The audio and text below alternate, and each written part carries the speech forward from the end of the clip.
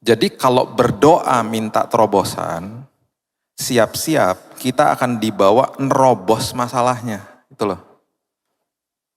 Itu sebabnya ketika sebuah terobosan terjadi, pastikan juga, dan Tuhan juga mau pastinya memastikan yang terjadi adalah kitanya ngalami terobosan dulu dalam hidup kita.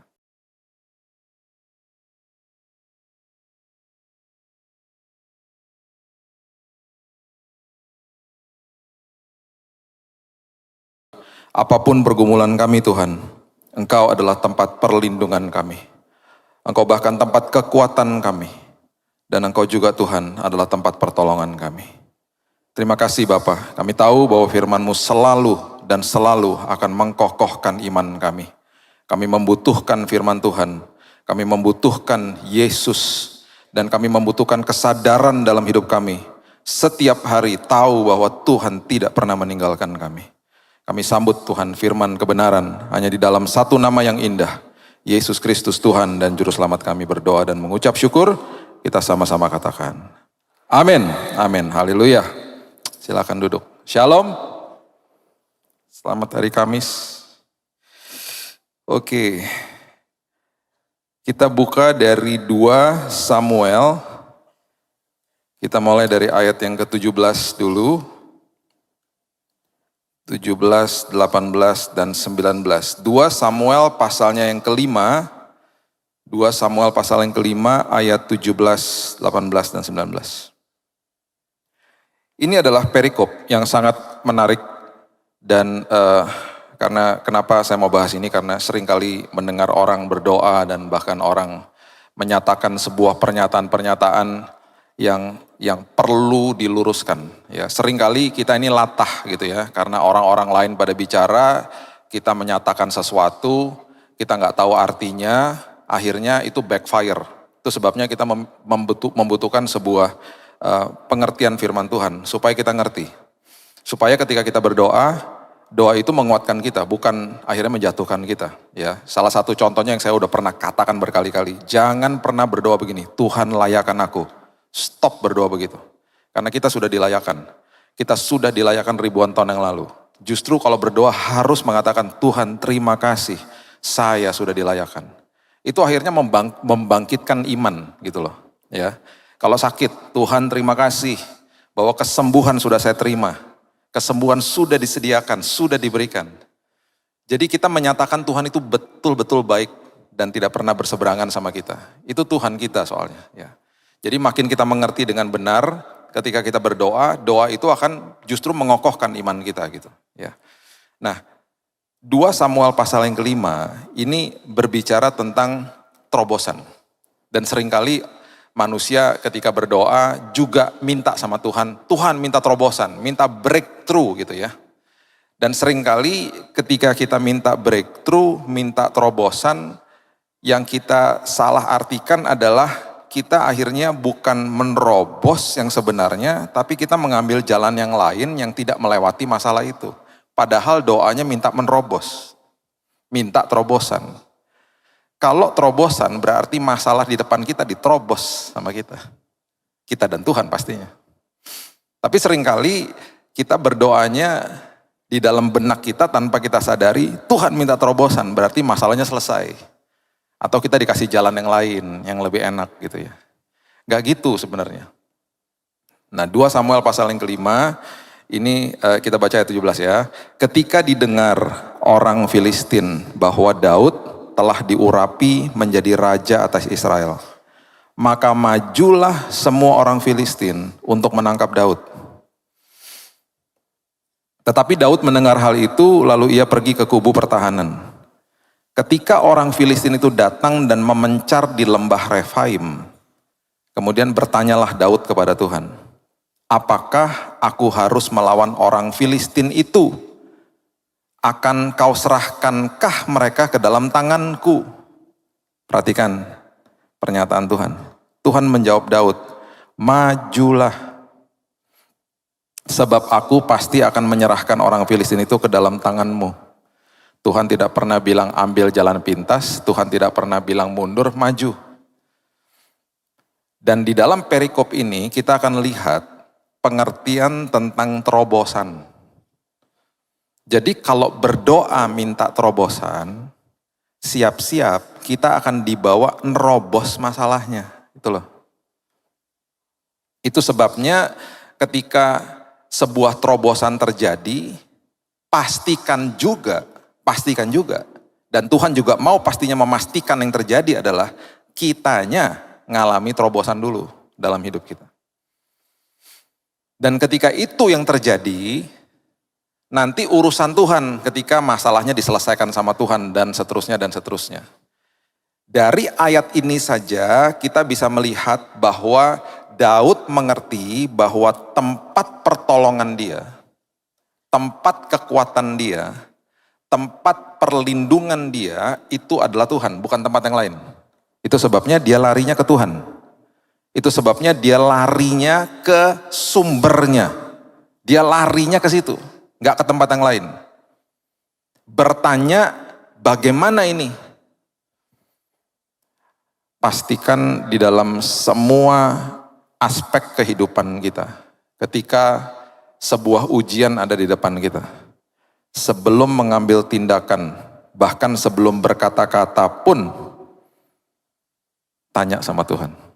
Mulai latih diri kita seperti itu. Makanya Yakobus katakan, cepat mendengar, lambat berkata-kata. Ini yang terjadi. Coba lihat kita teruskan ya, ayat yang ke-20 dan ayat 21 firman Tuhan katakan gini. Lalu datanglah Daud ke Baal Perasim. Nah ini dia, ini pengertian tentang terobosan sebenarnya. Dan memukul mereka kalah di sana. Berkatalah ia, Tuhan telah menerobos musuhku di depanku seperti air yang menerobos. Sebab itu orang menamakan tempat itu Baal Perasim. Baal itu adalah dewanya orang Filistin. Mereka berpikir ketika mereka bertempur, mereka meletakkan dewanya di sana, dewanya menjadi tempat perlindungannya. Menjadi tempat kekuatan dan pertolongannya. Nggak terjadi. Dihancurkan sama Tuhan. Ya. Dan kemudian dikatakan, jadi waktu mereka memukul mereka kalah di sana, berkatalah ia, Tuhan telah menerobos musuhku di depanku seperti air menerobos, sebab itu orang menamakan tempat itu Baal Perasim. Tempat itu Baal Perasim. Perasim itu artinya broken through. Ini pertama kali di dalam Alkitab sebuah pengertian tentang terobosan itu keluar. Saya mau kita semuanya mengerti firman Tuhan. Supaya ketika kita berdoa, mengucapkan kata-kata itu bukan karena ngikut-ikut orang gitu loh. Bukan karena kita ikut-ikut orang yang pernah ngomong dan akhirnya salah semua gitu loh. Termasuk saya udah pernah ajarkan tentang berkat dan lain sebagainya. Kita ini perlu ngerti dulu. Supaya kita ngalamin terobosan dan ketika kita berdoa, semuanya itu menyatakan sebuah kebenaran yang akhirnya ketika kita dengar kata-kata kita, ketika kita berdoa, kita pun dikuatkan. Kita pun dikokohkan imannya. Iman sudah diberikan kepada setiap daripada kita. Dengan takaran yang sama ketika kita menerima Yesus sebagai juru selamat. Masalahnya ada orang yang imannya bertumbuh, ada orang yang imannya makin kokoh, ada orang yang imannya ya gitu-gitu aja. Iman tetap ada, udah dikasih sama Tuhan, tapi ada yang gak bertumbuh. Faktornya banyak.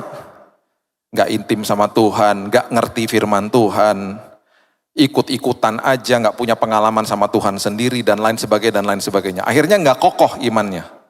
Makanya ada orang yang tegar, ada orang yang kokoh, ada orang yang tidak. Kemarin teman saya kasih tahu sama saya, bro, kankernya aku relapse. Tapi aku percaya Tuhan sudah menyembuhkan aku. Aku minta doanya, kawal aku dengan doa. Saya baca WhatsApp-nya dia kepada saya. Saya pun diberkati gitu. Karena sebelum dia nanti saya percaya dia akan terima kesembuhan, dia sudah mengalami terobosan dulu. Dia begitu kokohnya imannya, aku percaya Tuhan sudah sembuhkan aku. Jadi beda, ada orang lagi yang kasih tahu dan nangis-nangis, gak kuat dan lain sebagainya. Kemarin ada seorang yang teman juga ya, rekan juga, dokter udah gak kasih harapan. Dan dia menurut keluarganya juga dia bilang ya udahlah, saya juga ya udah biarin aja lah kayak begini. Lihat aja apa yang terjadi. Keluarganya mulai datang kepada dia. Bilang, ayo dek, kamu harus percaya sama Tuhan. Ayo dong, keluarga kita semuanya cinta Tuhan, kenapa kamu jauh dari Tuhan, dan seterusnya, dan seterusnya. Sempat video call sama saya. Dan ketika dia nyatakan kepada Tuhan, Tuhan, saya mau mengalami terobosan dalam hidup saya. Saya mau berubah, Tuhan. Saya baru dapat kabar tadi sore. Puji Tuhan, Pak Billy, hasil labnya luar biasa. Tidak yang diprediksi dokter. Mudah-mudahan minggu depan sudah bisa keluar dari rumah sakit. Yang tadinya divonis mati. Semua apa yang kita alami terobosan dulu di dalam sini. Makanya ketika saya dulu sembuh, orang datang kepada saya bilang gini, Pak terima mujizat kesembuhan. Bukan. Mujizatnya saya diubahkan Tuhan. Istri saya diubahkan Tuhan. Istri saya orangnya logikanya tinggi. Logikanya gak bisa dipakai ketika menghadapi masalah seperti itu. Logikanya out the door, gak bisa dipakai udah. Anak-anak saya diubahkan Tuhan. Mereka dipakai Tuhan luar biasa sekarang. Gara-gara ngelewatin momen-momen seperti itu. Anak saya yang pertama baru lulus dan sekarang di Los Angeles dipakai untuk membawakan firman Tuhan kepada anak-anak muda di Hillsong Church di sana. Dia katakan kepada saya diubahkan Tuhan, fondasi kehidupan saya. Waktu saya ngelihat Dedi di rumah sakit dan saya ngelihat bagaimana kita semuanya berempat ini diubahkan Tuhan. Itu yang saya katakan, itulah mujizatnya. Yang namanya kesembuhan, Tuhan tinggal balikin tangan. Hitungan sedetik juga sembuh. Yang namanya terobosan di dalam hidup kita, itu tergantung responnya kita sama Tuhan. Kita nggak respon ya, dan kita nggak ngerti firman Tuhan. Kita nggak pernah mau belajar firman Tuhan. Nggak pernah ada terobosan. Bahkan kita doanya juga salah, minta terobosan, tapi sebenarnya yang di dalam benak kita nggak ngelewati masalahnya, kasih jalan yang lain. Bahkan kalau bisa masalahnya hilangin aja Tuhan. Nggak gitu. Itu nggak begitu pengertiannya. Ayat 21 mengatakan orang Filistin meninggalkan berhalanya di sana. Lalu Daud dan orang-orangnya mengangkatnya. Itu terobosan. Dia tanya sama Tuhan, Tuhan bilang apa? Majulah, hadapi masalahmu. Majunya sama aku. Itu maksudnya. Dan ketika kita maju sama Tuhan dan menghadapi sama-sama Tuhan, kita ini sama-sama Tuhan punya pengalaman gitu loh. Itu sebabnya Yakobus 1 ayat yang kedua itu syarat dengan pewahyuan. Coba lihat ya. Yakobus 1 ayat yang kedua. Coba kita lihat bahasa aslinya. Yakobus 1 ayat yang kedua, firman Tuhan katakan gini. Saudara-saudaraku, anggaplah sebagai suatu kebahagiaan. Ini dalam loh. Anggap sebagai suatu kebahagiaan. Count it all joy. Anggap sebagai suatu kebahagiaan. Kalau ditarik lagi bahasa aslinya, anggap sesuatu kebahagiaan karena kamu dapat kesempatan. Itu maksudnya gitu. Kesempatan untuk apa? Apabila kamu jatuh ke dalam berbagai-bagai pencobaan. Kata jatuh, ya, kata yang namanya jatuh, itu artinya adalah peripipto. Kata peripipto itu artinya adalah tiba-tiba masuk ke dalam sebuah lubang yang ada cahayanya. Saya ulang ya. Kata jatuh itu artinya peripipto. Artinya tiba-tiba nih jatuh ke dalam sebuah lubang yang ada cahayanya. Jadi firman Tuhan katakan begini, anggaplah suatu kebahagiaan kalau tiba-tiba di depanmu ada sebuah yang namanya Alkitab Bahasa Indonesia mengatakan sebuah pencobaan. Tetapi yang lebih tepatnya adalah sebuah ujian.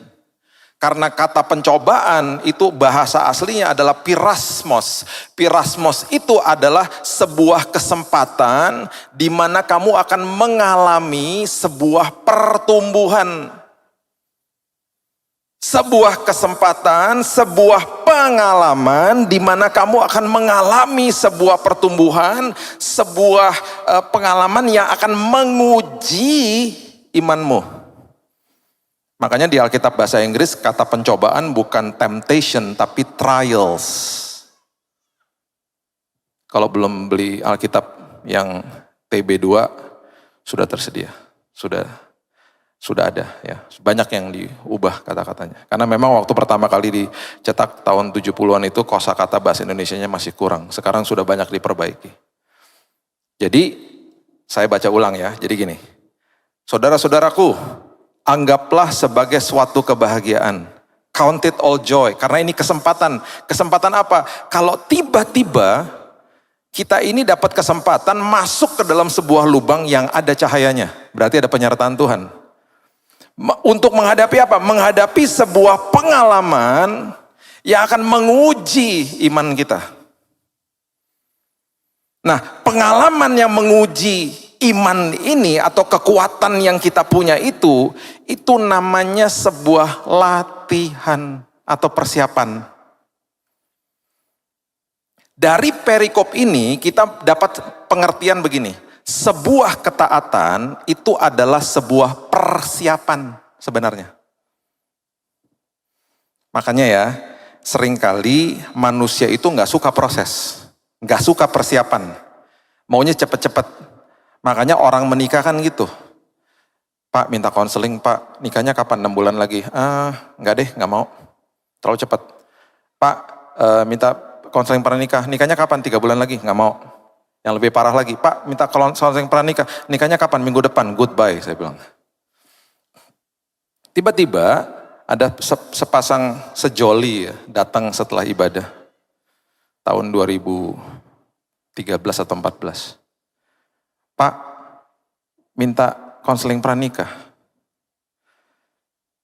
Saya nggak kasih katakan begini supaya nanti semuanya kasih tahu saya minta konseling pranikah, enggak. Ini dulu. Itu pun saya juga doakan. Nah, waktu datang, saya udah antipati, saya minta maaf akhirnya sama dia. Dalam hati gini, aduh ini lagi. Terus saya tanya, berapa lama lagi mau nikah? Tiba-tiba dia bilang gini, 1,5 tahun lagi. Hah, kok hebat banget kamu? Dapat pengertian dari mana? Dengar khotbahnya kakak, aku mau lakukan, kami mau lakukan kak. Saya bisa pastikan pasti istri saya mau, saya bilang gitu. 1,5 tahun, mereka datang ke rumah saya setiap hari Rabu jam 7.30 malam setelah mereka selesai kerja. Bisa di rumah saya sampai jam 12 malam. Mereka mempersiapkan hidupnya. Supaya apa? Supaya nanti ketika ada ujian datang, mereka siap. Itu artinya. Jadi mereka bertengkar di depan kami 1,5 tahun. Bahkan mereka katakan kalau nanti sampai nggak jadi juga nggak apa-apa. Justru ini adalah persiapan kami berdua. Yang membuat saya tergugahnya luar biasa adalah mereka punya komitmennya begini Bapak Ibu. Dan saya sampai geleng-geleng kepala. Kak, kami komitmen nggak mau pegangan tangan. Wow, pegangan tangan nggak dosa loh. Iya, tapi abis pegangan tangan ada seperti listrik katanya. Listrik ngapain? Listriknya mengalir kemana-mana, pengen lebih katanya. Ntar kalau habis pegangan tangan pengen ciuman kan bahaya. Habis ciuman pengen having sex kan bahaya. Mendingan daripada katanya gitu. Saya cuma pegangin tangan pacar saya kalau nyebrang jalan itu juga cuma tangan bagian atas aja pegangin. Itu komitmennya dia. Saya selama 25 tahun pelayanan saya datang ke pesta pernikahan atau pemberkatan pernikahan lah ya lebih tepatnya. Itu mungkin ya udah ribuan kali ya. Saya tidak pernah meneteskan air mata sampai saya datang ke pernikahan mereka. Karena pertama kali saya melihat mereka berciuman di depan altar. Saya melihat komitmen mereka yang luar biasa, yang mereka katakan kepada diri mereka, kami mau mempersiapkan diri. Orang yang mempersiapkan diri adalah orang-orang yang mengalami terobosan dalam hidupnya. Itu yang luar biasa. Jadi ketika ada badai kehidupan, mereka siap. Berapa minggu yang lalu, saya ketemu mereka di sebuah ibadah di Jakarta. Saya tanya, apa kabar? Kak, kami mengalami pernikahan yang luar biasa bahagianya. Karena ada fondasi yang dibangun di bawahnya. Kenapa tentara Vietnam menang secara gerilya lawan tentara Amerika? Bapak Ibu kalau pernah tour di tunnelnya ya, cuci tunnel namanya. Saya nggak pernah lupa tuh. Masuk ke dalam tanah di mana mereka siapkan semua, mereka membangun kota lah istilahnya di bawah tanah. Saya duduk di dapurnya di bawah tanah. Dan yang luar biasa adalah saking preparation persiapan yang dahsyat adalah di satu tempat, ada tempat di mana sebuah asap daripada sebuah tempat itu ngebul keluar dari bawah tanah. Tentara Amerika waktu lihat itu dipikir, wah itu dapurnya di sana. Tempat mereka makan, dibom dapurnya. Ternyata dapurnya bukan di situ. Dapurnya bisa kira-kira 50 meter di sebelah sana. Jadi waktu mereka masak, mereka buat pipa. Pipanya kemudian asapnya keluar 50 meter di sana. Mereka persiapkan diri mereka seperti itu. Bahkan lubang-lubang untuk masuk ke dalam cuci tunnel yang di dalam tanah itu, beberapa lubang itu saya aja nggak muat. Karena begitu kecil badan-badan mereka. Dan ketika mereka berlari, dikejar sama tentara Amerika, kok mereka bisa tahu lubang-lubang itu ada di mana? Mereka udah kasih tanda di pohon-pohon dengan kapur warna putih. Di situ ditumpukan daun-daun, ada lubang di dalamnya, di bawahnya. Mereka tinggal masuk ke sana dan ngumpet di situ. Jadi tentara Amerika seperti perang sama hantu. Mereka ketakutan, mereka ditembak dari belakang dan lain sebagainya. Habis mereka. Karena sebuah persiapan. Itu terobosan namanya. Itu yang dimaksudkan dengan Yakobus 1 ayat yang kedua. Jadi count it all joy, karena ini kesempatan kamu bersiap-siap gitu loh. Supaya ketika ujian itu datang, kamu siap. Kamu jadi kokoh. Sebuah persiapan tidak akan pernah bisa menggantikan sebuah janji. Makanya banyak orang janji-janji belaka. Nanti kalau aku nikah, aku pasti akan setia gini-gini. Tapi gak ada persiapan. Ketika ujian tiba, hancur. Janji gak bisa gantikan persiapan. Seorang atlet ngobrol sama coachnya, sama pelatihnya. Saya janji coach, saya janji pelatihku, saya janji saya akan main yang terbaik, saya akan berikan the game of the century, saya akan berikan permainan yang paling baik. Tapi kalau dia nggak latihan, nggak bisa. Itu sebabnya Michael Jordan dulu waktu main basket, setelah United Centernya selesai permainan basket, pertandingan basket, semua sudah pulang, dia kembali ke lapangan. Hanya lampu kecil nyala di satu sisi. Hanya dia dengan juru kunci, dia suruh tunggu. Kenapa? Karena ada 1.500 shooting basket yang dia lakukan. Setelah pertandingan selesai. Itu yang membuat dia katakan begini, itu yang membedakan saya dengan yang lain. Persiapan saya lebih dahsyat daripada yang lain. Itu maksudnya. Kemudian disambung ayat yang ketiga, dikatakan Yakobus pasal yang pertama. Ayat yang ketiga mengatakan, sebab kamu tahu bahwa ujian terhadap imanmu menghasilkan ketekunan. Ujian akhirnya menghasilkan ketekunan. Ketekunan bahasa aslinya adalah tahan uji, is a character. Karakternya jadi tahan uji. Biarkanlah ketekunan itu memperoleh buah yang matang supaya kamu menjadi sempurna, utuh, tidak kekurangan sesuatu apapun.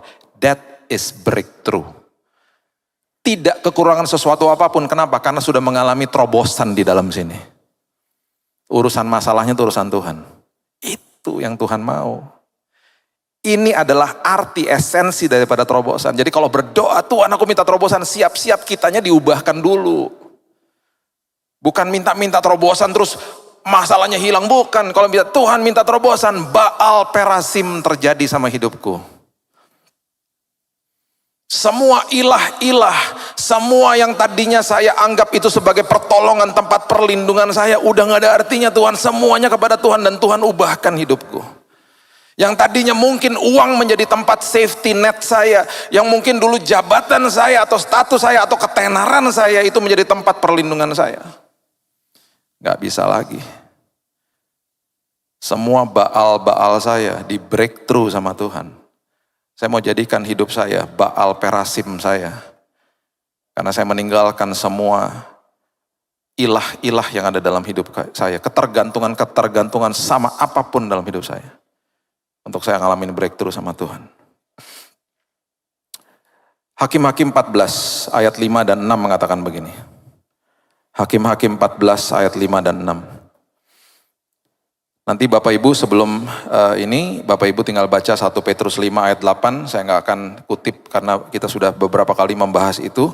Iblis berjalan seperti singa yang mengaum-ngaum toh, mencari mangsa yang dapat ditelan. Di waktu yang lalu kita sudah bahas tentang, kita sudah eksposisi tentang Mazmur 23. Ya, yang mengajarkan kepada kita bahwa iblis hanya seperti singa, hanya bisa mengaum-ngaum, seperti, bukan singa, seperti singa. Berusaha jadi singa, berusaha nakut-nakutin, mencari mangsa yang dapat ditelan. Berarti ada orang-orang yang tidak dapat ditelan. Siapa? Kita semua yang ada di sini. Gak dapat ditelan sama kebohongan dia. Nah, semuanya tergantung sama mindset kita makanya. Ya, apa yang kita pikirkan ketika lihat masalah. Ketika 12 pengintai dikirim, yang kembali kan 10-nya bilang apa? Mereka bangsa yang besar, bos. Mana bisa kita masuk ke situ? Tapi ada 2 yang kembali. Mereka bilang apa? Betul mereka bangsa yang besar. Tapi Tuhan saya lebih besar. Alhasil orang-orang yang namanya Palti, Nafbi, Galdi segala macam itu gak pernah masuk ke tanah perjanjian. Itu nama-nama dari 10 pengintai yang kita gak pernah tahu. Dan itu ada di Alkitab. Itu ada namanya di Alkitab. Cuman kita mungkin gak pernah baca. Karena mereka bukan pahlawan iman. Mereka dihukum gak boleh masuk tanah perjanjian. Tapi yang 2 yang katakan bahwa walaupun mereka besar, tapi Tuhan saya lebih besar. Kedua nama itu masih didokumentasikan sampai hari ini. Kita bahkan masih memberikan nama kepada anak-anak kita. Joshua dan Kaleb. Mindsetnya beda soalnya. Ya. Hakim-Hakim 14 ayat 5 dan 6. Lalu pergilah Simson beserta ayahnya dan ibunya ke Timna. Ketika mereka sampai ke kebun-kebun anggur di Timna, maka seekor singa muda mendatangi Simson dengan mengaum. Pada waktu itu berkuasalah roh Tuhan atas dia. Sehingga singa itu dicabiknya, perhatikan kalimat ini, seperti orang mencabik anak kambing tanpa apa-apa di tangannya. Tetapi tidak diceritakannya kepada ayahnya atau ibunya apa yang dilakukannya itu. Dia merobek rahangnya singa ini. Dicabik-cabik, seolah-olah seperti anak kambing. Bukan kambing lagi, anak kambing. Itu mindset. Karena Tuhan saya lebih besar. Itu maksudnya. Itu orang yang sudah ngalami breakthrough di dalam hidupnya. Orang yang selalu bilang, Tuhan ini kesempatan bagi aku Tuhan. Sebuah kerang ketika menerima pasir masuk ke dalam tubuhnya. Itu merupakan kesempatan mutiara bagi dia. Karena pasir itu diubah jadi mutiara. Seringkali kita nggak count it all joy, kita tidak menganggap itu sebagai sukacita ketika ada sebuah pergumulan hidup datang dalam hidup kita. Karena bagi kita itu adalah kesempatan buruk bagi kita. Akhirnya pasir yang masuk menjadi lumpur, menjadi sesuatu yang makin buruk gitu loh dalam hidup kita. Harusnya mindsetnya kan berubah, Tuhan ini kesempatan. Supaya perkara yang buruk yang aku alami akan menjadikan aku mutiara dalam hidupku. Makanya setiap orang yang mengambil keputusan untuk jadi mutiara, walaupun dia ada di tempat-tempat yang tidak baik misalnya ya satu orang ya, di sebuah tempat pekerjaan misalnya. Gara-gara tempat pekerjaan itu gak memberikan dia kesejahteraannya dan lain sebagainya, dia ngeluh. Habis dia ngeluh, dia komplain sama Tuhan. Terus dia gak mau kasih yang terbaik gitu loh. Dia nggak ngerti firman Tuhan bahwa saya kerja buat kerajaan sorga. Ya udah saya biarin aja, saya nggak suka, saya kepahitan sama bos saya atau siapapun yang kerja sama saya misalnya. Tetapi beda sama orang yang punya kingdom mindset. Dia katakan gini kepada dirinya, walaupun aku di tempat yang tidak dihargai, tapi aku berlian, aku mutiara. Aku akan mengambil keputusan untuk tetap berkilau di tengah-tengah sampah. Satu hari pasti ada orang yang ngelihat mutiara yang berkilau ini. Dan pasti mutiara itu akan dipindahkan ke tempat yang lebih layak. Promosi selalu datang daripada Tuhan, bukan dari manusia. Tugas kita adalah mengalami breakthrough di dalam sini. Berikan yang terbaik dalam hati kita. Akhirnya yang terjadi hal-hal dahsyat. Dan itu yang terjadi. Itu sebabnya ketika Simson melihat seekor singa, dia dicabik-cabik seperti bukan kambing, anak kambing. Mindsetnya beda, ya. Saya berikan dua lagi ya, ini karena mengingat waktu. Banyak sebenarnya yang saya mau berikan kepada Bapak Ibu. Coba lihat Daniel pasal yang ke-10, ayat yang ke-12. Ini pelajaran juga ya, jadi ingat kalau kita berdoa gini ya, ini sebuah breakthrough dalam hidup tuh harusnya begini juga nih ya. Kira-kira 2 minggu lalu lah, ada seorang ibu datang kepada saya ngomong gini, dan ini yang makanya saya selalu katakan yuk kita berubah yuk. Gini loh, Pak, saya udah berdoa Pak, saya udah puasa Pak, saya udah gini, mana Pak, kok Tuhan gak kasih jawaban? Jangan pernah ngomong kayak gitu. Ikut Tuhan bukan dengan formula. Saya udah gini, saya udah lakukan ini, mana kok Tuhan gak kasih sama saya? Emangnya Tuhan dewa apa? Saya bilang gak bisa, Bu, gak bisa berdoa dengan sikap hati seperti itu, gak boleh. Harusnya gimana dong? Sikap hati kita kalau kita berdoa, kalau kita lakukan apapun yang kita lakukan, mau puasa, mau berdoa, mau apapun, mau menyembah Tuhan dengan pujian apapun, hatinya adalah hati yang menerima, Bu. Kalau ibu dengan hatinya sikap hati kayak begitu, ibu sama aja dengan melakukan usaha untuk mendapatkan sesuatu dari Tuhan. Gak bisa. Gak akan ngalami breakthrough akhirnya.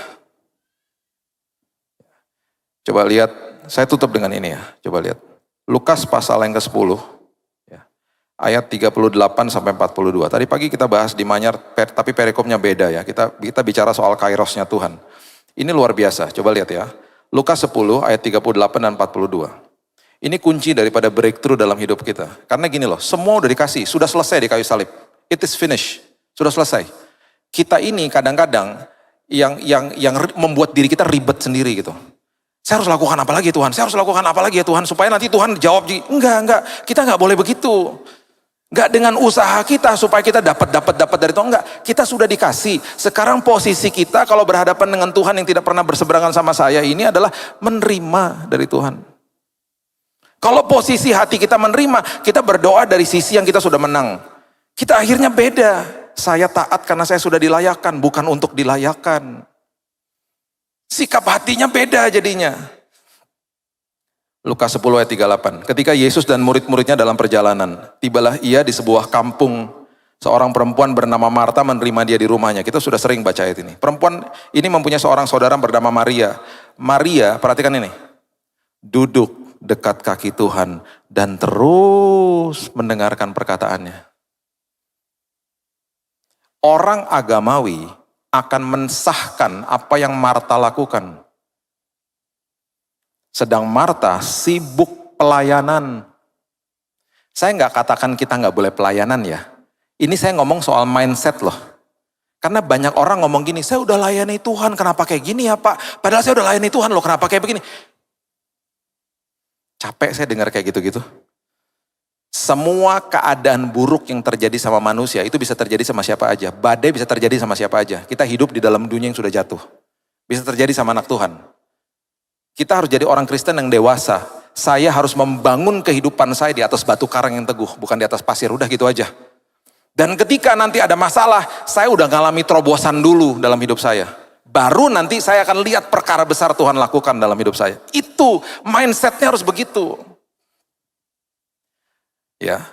Terus kemudian ia mendekati Yesus dan berkata, Tuhan, tidakkah Engkau peduli bahwa saudaraku membiarkan aku melayani seorang diri? Suruhlah dia membantu aku. Saya suka dengan pernyataan Yesus. Dia kalau ngomong tuh nempeleng orang selalu pokoknya. Dia bilang gini, Tuhan menjawab, Marta, Marta, engkau khawatir dan menyusahkan diri dengan banyak perkara. Orang ya, kalau mindsetnya, saya harus gini ya Pak, saya berarti harus gini ya Pak. Kalau saya doanya harus panjang ya Pak, harus begini ya Pak. Khawatir akhirnya tentang banyak hal. Yang dipikirnya ritual-ritual dan tata-tata ibadahnya kepada Tuhan. Alias usahanya. Tuhan gak mau usaha kita untuk dilayakkan sama dia. Enggak, bukan itu maksudnya. Bukan itu, sudah selesai di kayu salib. Saya gak ngomong berarti jangan kutip salah ya. Saya bukan bicara bahwa, oh kita berarti gak usah hidup taat. Bukan itu. Mindset kita nih. Kalau datang kepada Tuhan tuh harus sudah sikapnya gini. Tuhan, aku terima Tuhan. Kebaikan Tuhan dalam hidupku. Berdoa, mau berdoa 5 menit, mau berdoa setengah jam. Isi doa dan isi sikap hatinya adalah, Lord, I am receiving from you. Aku terima darimu Tuhan. Aku percaya kesembuhan sudah diberikan. Pemulihan sudah diberikan. Mau minta di awal, oke. Gak apa-apa, minta di awal. Ya, ini yang membuat orang akhirnya pada nyerah. Ketika berdoa sampai mendapatkan jawaban, di tengah-tengah prosesnya banyak yang nyerah karena pakai usaha seperti Marta. Tetapi orang yang ketika di awal bilang ini, Tuhan betul saya membutuhkan kesembuhan Tuhan. Waktu di awal juga saya berdoa begitu, Tuhan aku membutuhkan kesembuhan. Besoknya saya gak minta-minta lagi. Saya percaya Tuhan kesembuhan sudah diberikan. Allah mengerti. Allah sudah memberikan. Aku percaya Tuhan bahwa kesembuhan sudah di tanganku walaupun masih lihat hal-hal yang buruk. Dan aku isi dengan ucapan syukur. Dari posisi berdoa sampai terima jawaban akhirnya tidak gugur imannya. Karena diisi dengan ucapan syukur. Imannya makin kokoh. Itu yang Yesus mau sampaikan di perikop ini. Makanya dia katakan begini, hanya satu saja yang perlu. Berarti nggak ada lain yang lebih perlu loh. Terus dia katakan apa? Maria telah memilih bagian yang terbaik, berarti nggak ada yang lebih baik daripada itu. Dan yang dahsyat adalah yang tidak akan bisa diambil daripadanya. Itu adalah breakthrough. Breakthrough ngalamin waktunya Tuhan dan seterusnya dan seterusnya. Nggak ada yang lebih baik daripada itu. Nggak ada yang lebih baik, nggak ada yang lebih perlu, dan nggak akan bisa diambil daripadanya. Itu adalah ketika kita duduk di kaki Tuhan dan menerima apa yang Tuhan sudah siapkan bagi kita. Itu sikap hati. Kita udah bahas juga di Mazmur 23, hati kita masuk ke dalam perhentian Tuhan, rest. Makanya ya, orang kalau terima damai Tuhan, mengambil keputusannya benar. Gak akan hidup di dalam ketidaktaatan akhirnya. Orang yang terus di dalam pikirannya, saya harus ngapain lagi ya, saya harus ngapain lagi ya. Letih akhirnya, capek, rohaninya capek. Karena gak punya pengertian kasih karunia. Saya harus ngapain lagi ya, saya harus ngapain lagi ya. Berhentilah berpikir seperti begitu. Semuanya sudah diselesaikan di kayu salib. Hari ini apapun kebutuhanmu, terimalah dari Tuhan. Dia sudah siapkan semuanya bagi kita. Ambil sikap Maria, duduk di kaki Tuhan. Duduk di kaki Tuhan. Saya akan tutup dengan kisah ini ya. Nanti baca di rumah saja. Kisah Rasul 12 ayat 6-7 ya. Ketika Petrus dibelenggu. Petrus dibelenggu dengan rantai. Dan temannya Yakobus baru dipenggal kepalanya, mati martir oleh Raja Herodes. Ada kemungkinan besar besoknya dia akan diperhadapkan juga dengan massa dan dihukum mati juga. Sebelum terobosan terjadi, terobosannya apa? Malaikat Tuhan turun malam hari itu, membebaskan dia, bahkan membawa dia keluar, melewati prajurit atau siapapun serdadu yang menjaga dia. That is breakthrough. Dia lewat loh. Alkitab tidak menjelaskan apakah mata mereka ditutup. Alkitab dengan jelas mengatakan dia melewati orang-orang itu, dikeluarkan dari penjara sama malaikat Tuhan. Sebelum itu terjadi, ketika malaikat Tuhan bersinar di dalam ruangan penjara, Petrus tidak terbangun. Biasanya kalau malaikat turun, cahaya bersinar, orang bangun ketakutan. Alkitab mencatat dengan jelas, malaikat itu menepuk Petrus untuk membangunkannya. Berarti dia tidur nyenyak. Berarti dia hidup di dalam damai Tuhan. Walaupun ada masalah dan apapun yang terjadi, terobosan sudah dialami sama Petrus. Dia tidur nyenyak malam hari itu. Malaikat datang dia gak tahu. Dr. Lukas, penulis kisah para rasul, dengan detail mengatakan cahaya bersinar dalam ruangan itu. Dia gak bangun. Sebelum dia dilepaskan, sebelum dia nerobos keluar dari penjara, terobosan sudah terjadi dalam hidupnya. Saya rindu kita ngalamin itu semuanya pada malam hari ini. Apapun masalah kita, Tuhan sudah siapkan yang terbaik. Pastikan terjadi terobosan di dalam sini. Baal perasimnya kita apa? Yang kita dulu bangga-banggakan itu apa? Yang menjadi tempat pertolongan, perlindungan, dan kekuatan kita itu apa? Uang, jabatan, status, ketenaran itu singkirkan. Jadikan momen itu Baal perasim saya Tuhan, itu Baal-Baal saya. Makanya saya gak pernah ngerasa keterobosan dalam hidup saya Tuhan. Malam hari ini, saya percaya Tuhan, Tuhan adalah tempat pertolongan, perlindungan, dan kekuatanku. Ketika aku diubahkan, ketika terobosan terjadi dalam hidupku, aku akan lihat hal perkara-perkara besar terjadi. Bahkan aku akan dibawa menerobos masalahku bersama dengan Tuhan. Dan setelah itu terjadi, ketika orang datang kepada saya dan katakan, wah kamu dapat mujizat ya, kamu dapat kesembuhan. Bukan, itu bonusnya. Mujizatnya adalah saya diubahkan Tuhan. Karena semuanya untuk kemuliaan Tuhan. Berikan tepuk tangan kita untuk Tuhan kita. Haleluya. Bapak terima kasih, mengucap syukur buat malam yang indah ini. Tuhan, kalau malam hari ini kami mempunyai Baal Perasim kami Tuhan. Tuhan, kami mau serahkan kepada Tuhan. Apapun yang dulunya kami bangga-banggakan itu menjadi tempat pertolongan, perlindungan, bahkan kekuatan kami. Kami mencari kekuatan perlindungan di situ Tuhan. Itu semuanya adalah hal-hal fana. Di luar Tuhan semuanya fana. Dan akhirnya kami gak pernah ngerasa dan gak pernah nikmati terobosan dalam hidup kami. Itu sebabnya Tuhan pada hari ini, semua Baal-Baal itu Tuhan, kami akan serahkan kepada Tuhan. Karena hari ini Tuhan, sama seperti Petrus, sama seperti Maria, kami mau mengalami Tuhan. Dan bahkan hari ini ketika kami berdoa dalam posisi yang menerima dari Tuhan. Semua kebaikan Tuhan, semua kesembuhan, kesehatan, pemulihan, provisi daripada Tuhan. Kami sudah terima, sudah disediakan sama Tuhan. Kami ranting melekat kepada pokok anggur yang suplainya tidak pernah habis. Dan itu terus mengalir dalam hidup kami. Itu sebabnya Tuhan, doa ini yang kami naikkan adalah doa iman kami kepada Tuhan. Dan mungkin hari ini kami memohon sesuatu, tetapi mulai dari hari esok, kami akan isi hari-hari kami dengan ucapan syukur. Percaya bahwa kami sudah menerima jawaban doa. Dan dari masa ini sampai nanti kami melihat manifestasi jawaban doa kami. Iman kami terus kokoh, iman kami terus teguh. Karena kami isi dengan ucapan syukur. Karena kami duduk di kaki Tuhan dan mendengar suara Tuhan dan menerima semua provisi Tuhan. Engkau Allah yang baik, Engkau Allah yang penuh dengan kasih karunia. Terima kasih Tuhan, meteraikan firman Tuhan, kami akan jadi pelaku-pelakunya, dan terlebih lagi pada hari ini kami justru berdoa dalam posisi yang sudah dari kemenangan, dan bahkan kami akan melewati kemenangan-kemenangan yang berikutnya bersama-sama dengan Tuhan. Di dalam nama Tuhan Yesus kami berdoa dan mengucap syukur, kita sama-sama katakan amin. Tuhan berkati.